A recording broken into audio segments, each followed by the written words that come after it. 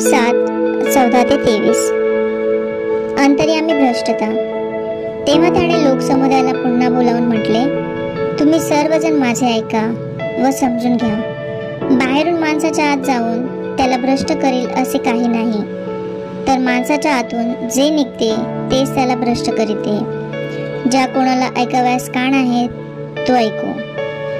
तो लोकसमुदायातून निघून घरी गेल्यावर त्याच्या शिष्याने त्याला त्या दाखल्याविषयी विचारले।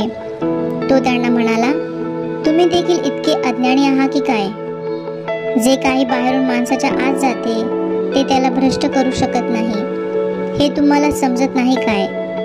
कारण ते त्याच्या अंतःकरणात नव्हे तर त्याच्या पोटात जाते व शौचकूपातून बाहेर पडते।